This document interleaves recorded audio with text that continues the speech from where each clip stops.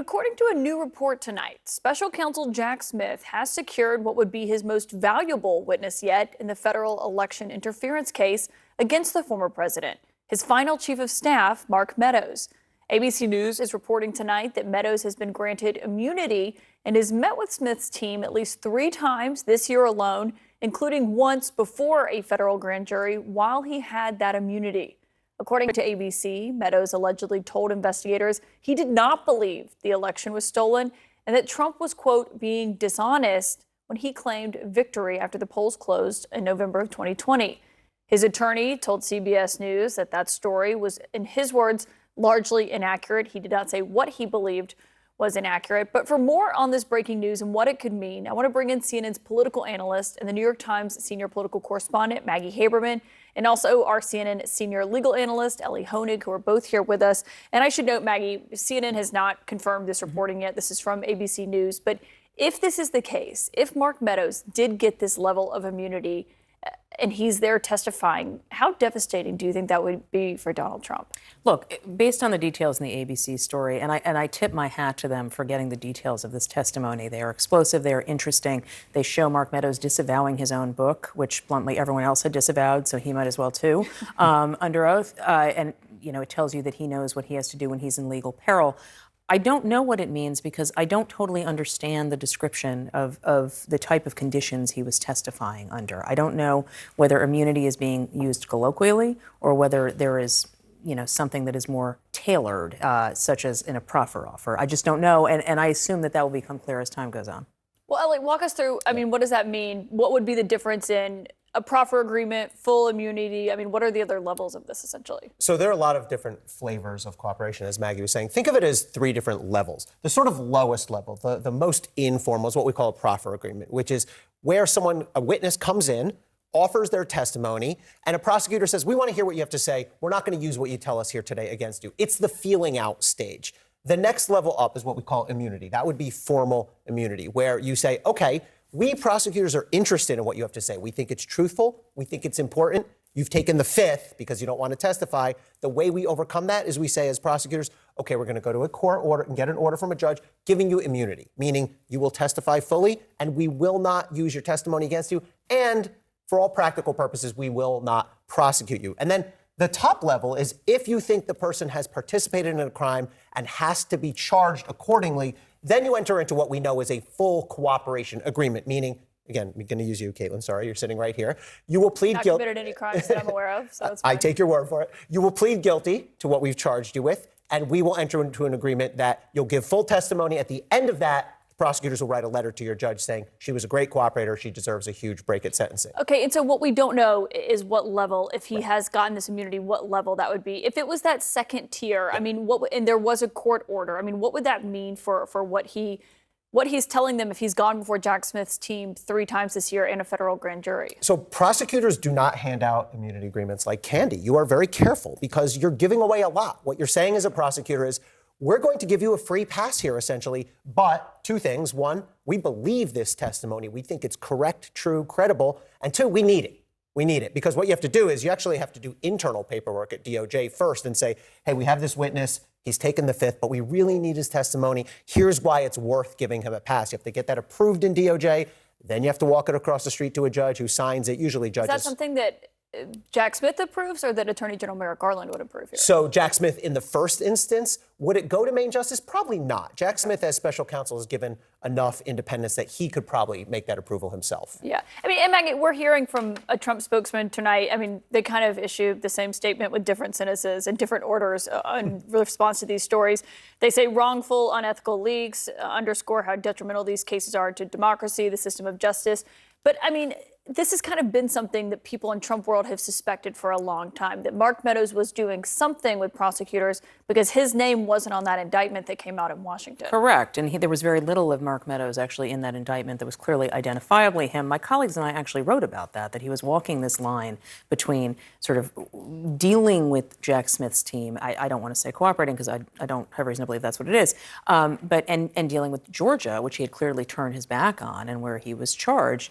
The fact fact that he was charged in Georgia, I mean, and Ellie would know more than I do about this, but this raises, for me anyway, some questions about just how much immunity he would be given, because he is already a problematic witness in a lot of ways. He wrote a whole book that he testified much the opposite to, right? He gave a bunch of other public statements. He testified in Georgia. There's a lot of things that a defense lawyer could use to try to poke holes at him. So I don't know what that means. I'm glad you brought the book up, because what ABC is reporting tonight is one of the quotes that Mark Meadows told to Jack Smith's team was, obviously, we didn't win, is what he says he told them in hindsight. They also say that he told them, that the election was stolen and rigged with help from allies and liberal media who ignored actual evidence of fraud. Also in his book, he says the people who rigged this election knew that eventually these irregularities would come to light, so they conducted the operation, then attacked anyone who dared ask questions about what they had done. I mean, if you're Jack Smith, if you're a grand jury, you see what he's testifying now, you saw what he wrote in his book that came out after the election. How do you take that? I'm having flashbacks here to my prosecutor years, because a lot of times the reality is, in a perfect world, someone like Mark Meadows, who's a key witness, would just come clean right off the bat and wouldn't have lied to the public for 3 years and written 320 pages of a book filled with lies. But the reality is, you sometimes have to take your cooperators as they come, and they always have baggage. Definitionally, if they're going to be on the inside of a crime, they did something bad usually. And the question is, A, do you believe that person's fully come clean? And B, can you put this person in front of a jury and explain to a jury why they were, in Mark Meadows' case, he was lying in his book and for 3 years, but now he's made a 180. It's not always the easiest sell. We're kind of getting into the weeds of this, and obviously the three of us have followed this very closely. But if you're sitting at home and you've been trying with a whiteboard to keep track of all the Trump legal developments, please, I hope you're having a glass of wine while you're doing that.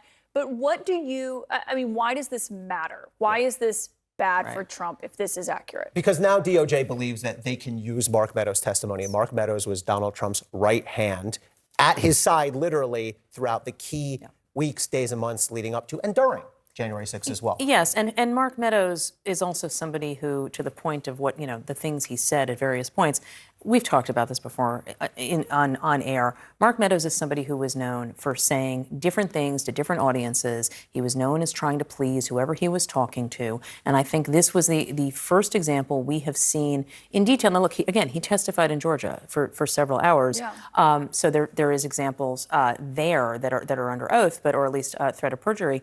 But this feels a little different in terms of some of the specifics of what he is said to have said. And this really drills down on him, according to ABC, saying bluntly, this wasn't stolen. He supposedly told Trump that they weren't proving this and that he had questions about it. That was the first time I had heard anything like that. Yeah, and I think people like Bill Barr and Pat Cipollone and all the people there would have a lot of questions if this was... And so I think that we're going to hear more, right, about what he may or may not have said. But there is no question, as Ellie said, Mark Meadows was at the center of so much of this. He was talking to so many people, and he could speak to Trump's mindset in a very specific way. So in the context of all of this report just came out tonight, but also this morning, something happened very quickly to where only one CNN reporter was in the courtroom, actually, because it came together so quickly in Georgia. That is Jenna Ellis. She is the former Trump campaign attorney. Our viewers will know her when they see her here in just a moment. She accepted a plea deal. She pleaded guilty today in the state of Georgia in that election interference case. I just want to remind our viewers who Jenna Ellis is, what she used to say previously, and we'll end with what she said in court today. This is an elite strike force team that is working on behalf of the president and the campaign to make sure that our Constitution is protected. President Trump is right that there was widespread fraud. The election was stolen and President Trump won by a landslide. We have this overwhelming evidence of fraud. This election was fraudulent. It was corrupted. All of these false and fraudulent results. I endeavored to represent my client to the best of my ability. I relied on others, including lawyers with many more years of experience than I, to provide me with true and reliable information. If I knew then what I know now, I would have declined to represent Donald Trump in these post-election challenges. I look back on this whole experience with deep remorse. I mean, Maggie, it's, as someone who read her tweets, watched her appearances, it's kind of stunning to hear the tears today. I suspect she has deep regret, which is sort of a different thing than remorse. But yes, what she was saying for a very long time was that, Donald Trump was in the right and that he was going to be shown right. And there was a point when she stopped saying that, in around 2021, and that was when Trump was starting to tell people that he was going to be reinstated, and she had a break with him around that. But she was one of the biggest proponents around this. She was traveling with Rudy Giuliani to these hearings. And there have been two other lawyer pleas ahead of her, Sidney Powell and Kenneth Chesebro, in Georgia. She's the one who actually really had the most contact with Trump, and she had the most contact with Giuliani. And so I think that she is actually in a very different position than they are to talk about. How bad is this for Donald Trump? Well, so I think Maggie hit on exactly the main point I want to know as a prosecutor, which is what was her dealings with Donald Trump? Yep. What were those conversations? We really don't have a great sense of that. I mean, it is notable to see her. She was so aggressive in pushing the election fraud lie. I think you can see the contrast in that clip. And it's notable that she's now saying, that was BS, and I now know it. Right. But the key to me, that's fine, that's interesting atmospherically, but what were those one-on-one conversations with Trump? That's what I want to know.